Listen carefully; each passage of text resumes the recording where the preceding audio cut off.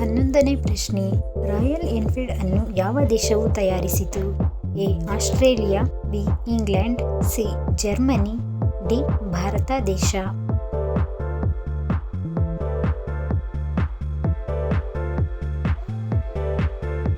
Option B. England ದೇಶವು Royal Enfield ಅನ್ನು ತಯಾರಿಸಿತು.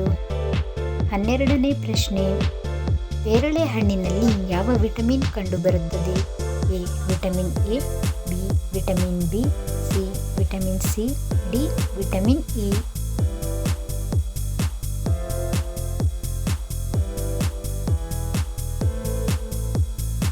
Option C. Vitamin C ಯಲ್ಲಿ ಪೇರಳೆ ಹಣ್ಣಿನಲ್ಲಿ ವಿಟಮಿನ್ ಕಂಡುಬರುತ್ತದೆ. 13ನೇ ಪ್ರಶ್ನೆ. ಭಾರತ ದೇಶದಲ್ಲಿ ಕೊನೆಯದಾಗಿ ಸೂರ್ಯೋದಯವಾಗುವ ಸ್ಥಳ ಯಾವುದು? A. Punjab, B. Rajasthan, C. Paschima Bangala, D. Gujarat.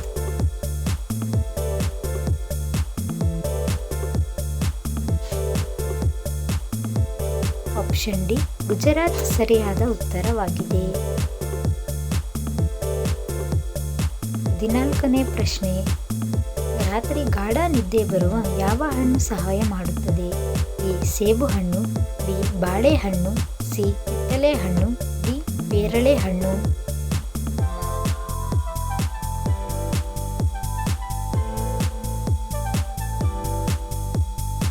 Option D. ಬಾಳೆಹಣ್ಣು ರಾತ್ರಿ ಹೊತ್ತು ಗಾಢವಾಗಿ ನಿದ್ದೆ ಬರಲು ಸಹಾಯ ಮಾಡುತ್ತದೆ. 15ನೇ ಪ್ರಶ್ನೆ.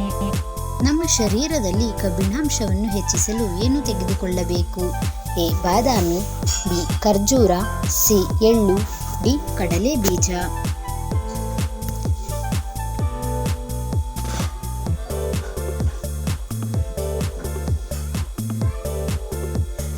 ಆಪ್ಷನ್ ಬಿ ಮತ್ತು ಡಿ ಸರಿಯಾದ ಉತ್ತರವಾಗಿದೆ. ನಮ್ಮ ಶರೀರದಲ್ಲಿ ಕಬ್ಬಿಣಾಂಶವನ್ನು ಹೆಚ್ಚಿಸಲು ಖರ್ಜೂರ ಮತ್ತು ಕಡಲೆ ಬೀಜವನ್ನು ಸೇವಿಸಬೇಕು. 16ನೇ ಪ್ರಶ್ನೆ. ಯಾವ ಮರವು ಹೆಚ್ಚು ಆಮ್ಲಜನಕವನ್ನು ನೀಡುತ್ತದೆ? ಎ. ಶ್ರೀಗಂಧ ಮರ, ಬಿ. ಮಾವಿನ ಮರ, ಸಿ. ಅರಳಿ ಮರ, ಡಿ. ಅಶೋಕ ಮರ.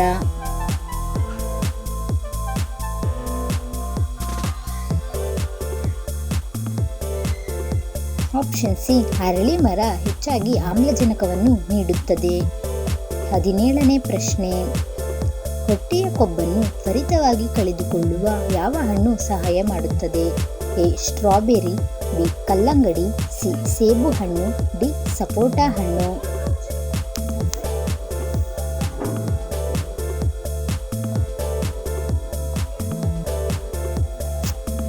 Option A. ಸ್ಟ್ರಾಬೆರಿ ಹಣ್ಣು ಸರಿಯಾದ ಉತ್ತರವಾಗಿದೆ. ಇದು ಹೊಟ್ಟೆಯ ಕೊಬ್ಬನ್ನು ತ್ವರಿತವಾಗಿ ಕಳೆದುಕೊಳ್ಳಲು ಸಹಾಯ ಮಾಡುತ್ತದೆ. 18ನೇ ಪ್ರಶ್ನೆ. ವಿಶ್ವದಲ್ಲಿ ಯಾವ ದೇಶವು ಕೊರೋನಾ ಲಸಿಕೆಯನ್ನು ಮೊದಲು ಕಂಡುಹಿಡಿದಿದೆ? A. China, B. Japan, C. America, D. Russia.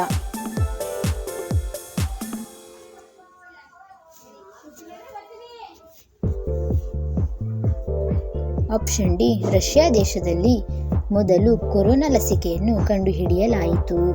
19ನೇ ಪ್ರಶ್ನೆ. ಮನೆಯ ಯಾವ ದಿಕ್ಕಿನಲ್ಲಿ ಕನ್ನಡಿಯನ್ನು ಇಟ್ಟರೆ ಶುಭಕರ? ಎ. ದಕ್ಷಿಣ ದಿಕ್ಕು, ಬಿ. ಪೂರ್ವ ದಿಕ್ಕು, ಸಿ. ಪಶ್ಚಿಮ ದಿಕ್ಕು, ಡಿ. ಉತ್ತರ ದಿಕ್ಕು.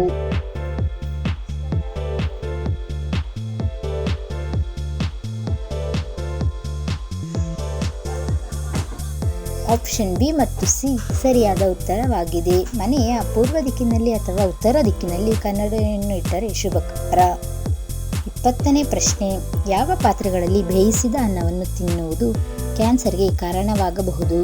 ಎ. ಕಬ್ಬಿಣ ಪಾತ್ರೆ, ಬಿ. ತಾಮ್ರದ ಪಾತ್ರೆ, ಸಿ. Aluminium, D. ಕಂಚಿನ ಪಾತ್ರೆ.